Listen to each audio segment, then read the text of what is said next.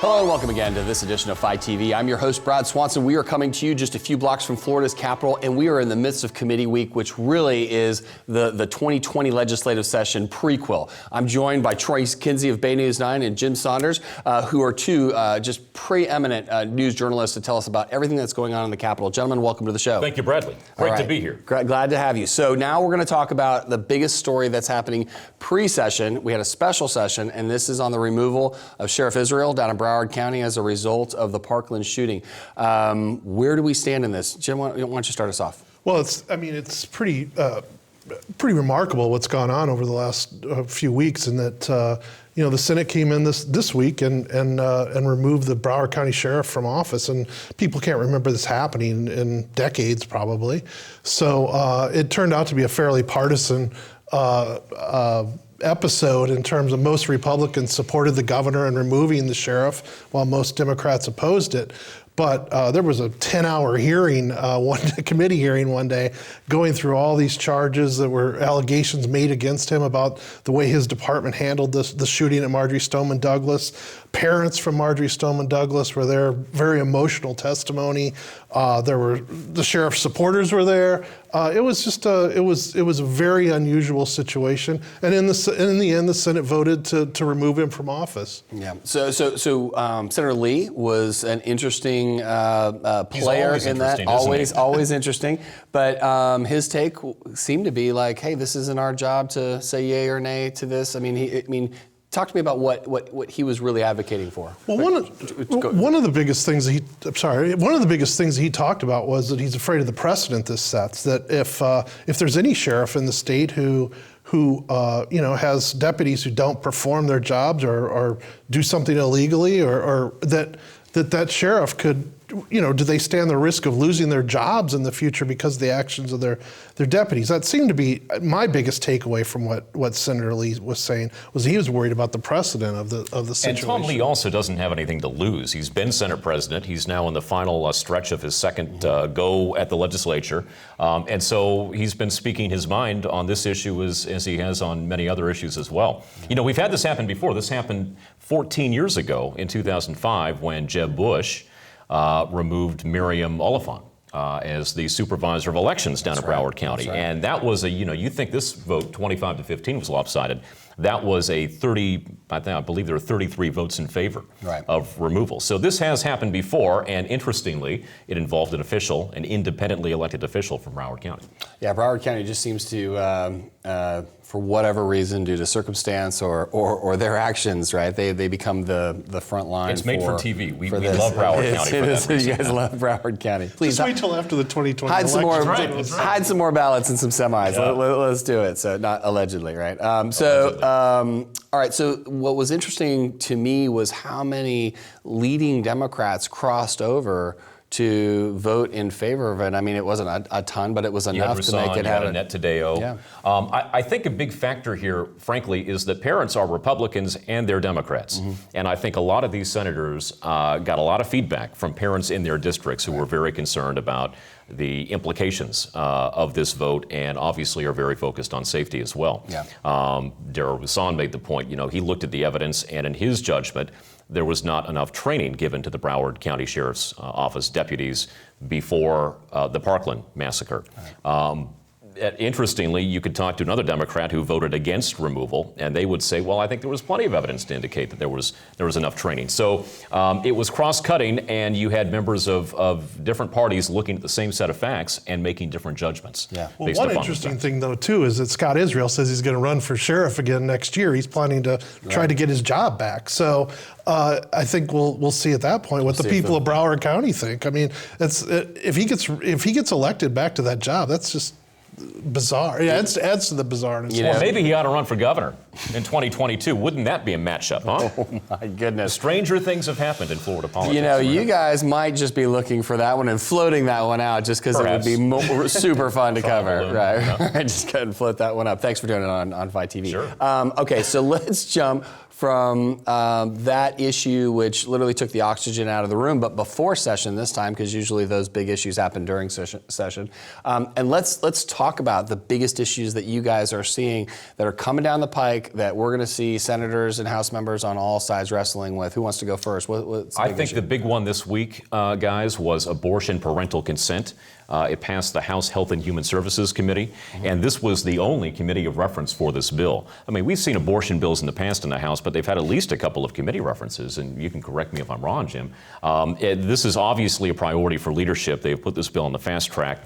It passed last session in the House, failed to pass in the Senate, but I think there are a couple of variables involved this go around. Number one, you have a conservative majority now on the state Supreme Court. Remember, Governor DeSantis replaced the liberal wing with the 3 conservative justices. And then number two, you've got a little sweetener in this bill because it would allow for girls to petition a court for the right to have an abortion if they're concerned about retribution from their parents. And so I think that was added to a certain extent to get to attract moderate Republican support in the Senate. Yeah. So I think it stands a pretty good chance of passing, and this will be a real test as to whether there will be some kind of judicial hurdle. I would argue, based upon the new makeup of the court, probably not. Yeah. I was gonna say, that to me is the whole key of the issue, is that we have a new Supreme Court, and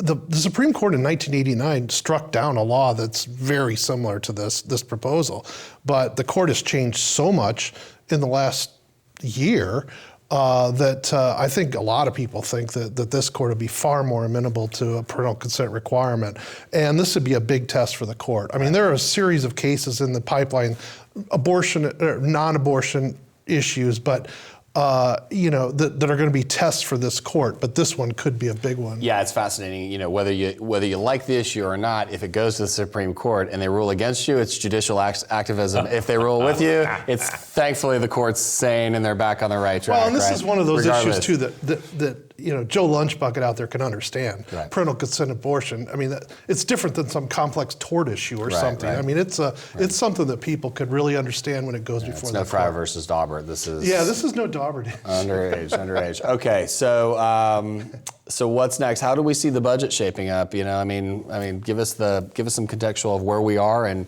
what are we looking at? I think the biggest budget issue right now, at least, is Governor DeSantis proposing to spend $600 million on increasing the minimum teacher salary. Mm-hmm. And, that's a big chunk of change. And we're hearing from the economists that things are tightening up and they're not going to have a whole lot of extra money laying around to put to things. The reaction from Speaker Jose Oliva was interesting because it was very chilly about this spending this $600 million on teacher salaries and where are we going to get the money kind of reaction. And I think both the House and Senate are going to have to look at that. On the other hand, it's coming up in an election year, and it's going to be a popular idea. Right. People want to see their teachers, generally, want to see teachers taken care of. Well, I figure and Democrats are all for this. I was speaking with Janet Cruz this week, and she said there's plenty of money for this. All you have to do is ban local funding for local projects, which obviously has been done in sessions past, right? Before, if you recall, in 2009, I believe, the speaker at the time, who was that, Jim, in 2009? Weatherford? Was that Larry Creedle? That may well have been Larry Creedle. Put basically the stops on local projects because there was no money, no funding, essentially, in the wake of the economic collapse. Right. Cruz is suggesting, well, you could do the very same thing this time, only take the money that you would spend back home and use it on raising the minimum teacher pay. Right. And that's money that, in a roundabout way, obviously would be spent back home as well. Well, do we expect the teacher burden to completely drop now because the parents won't be complaining now that Common Core has been completely eliminated? We're going back to route memorization. Isn't that what we're doing here? I don't know. One other thing on the budget thing, though. I mean, times are not as tough as they were in 2009. And, these guys seem to pull rabbits out of hats quite often. They find money in trust funds. They find money under, cushions, so on, that they can make things work. So, I think times are tighter, but I'm not really sure we're at that kind of point where they're going to have to be really desperate to find this money. And they do have a modest surplus to work with this session, so that'll help as well. Well, so we've got that surplus. Let's talk about that tiny little box. Who do you think is going to be fighting for that? Because invariably, industry and everyone that wants a tax cut comes out of the woodwork. What do you see as the top? Well, how about Florida's cable players? telecommunications companies, Brad?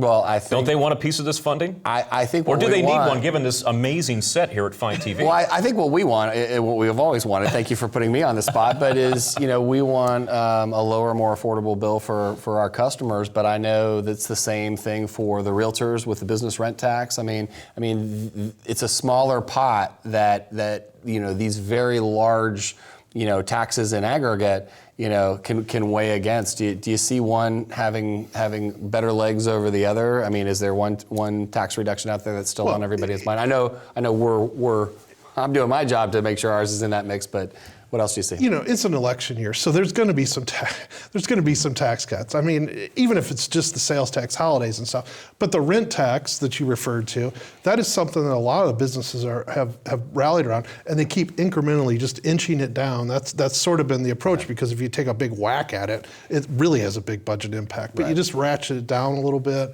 and so I would think that there may be some increment. It may be the communications taxes. They can incrementally bring it down a little bit. But there's going to be some tax cuts in an election year. There always are. And so, but there's some other spending issues that go beyond taxes that they got to deal with. The prison system continues to have financial problems. Right. The Agency for Persons with Disabilities has been running deficits for years, and they keep talking about trying to fix the problems, and they never seem to do it. But, you look at those two agencies, there may be $100 million in budget need there just to deal with their financial problems.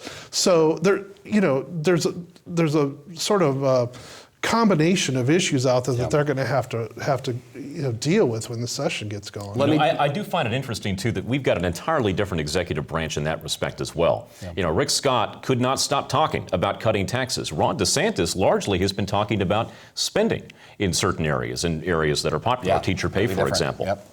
So I think that you have seen a fundamental difference in the way that these governors are prioritizing their agendas. DeSantis wants to spend, Scott wanted to cut, so it's a whole new era. All right, so two issues I want you guys to cut on real quickly in our last minute here. Water sewage treatment and limiting local government's ability to discharge that into our water systems and across Florida. And then the college athlete pay bill that we're seeing out there. Two just very interesting pieces. Who wants to go first? So the wastewater proposal the governor's making, I think, is interesting, because he has made it very clear he thinks that addressing Florida's water crises ought to be a top priority. In this case, you've got a Republican governor who is proposing regular mandatory state inspections of local wastewater systems. Not quite a local mandate, but it's kind of in that vein, right? Because they're going to have to submit to the inspections. If faulty equipment is found, they're going to have to pay to replace that equipment. So this could be costly over the long run, and it'll be interesting to see if Republicans are supportive of this proposal. State versus local, a constant cause. How about college athlete pay? I'll let you close this out, Jim. This issue's emerged out of California, really, and although Florida always says it doesn't want to be like California, this one looks like some people in Florida want to be like California in terms of allowing college athletes to be compensated for endorsement deals.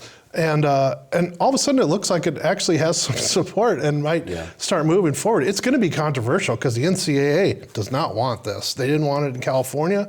And it'd also be interesting to see how the big universities, I mean, UF, FSU, those that have big time athletic programs, how they react to it. It'll be an interesting day now with social media and these athletes being able to pub themselves and capitalize on that. So we're going to come back with you guys at a future date during the legislative session to hear where these issues and more stand, because we know there's the phantom issues that are out there. But for now, guys, thanks for coming on FiTV. We appreciate you.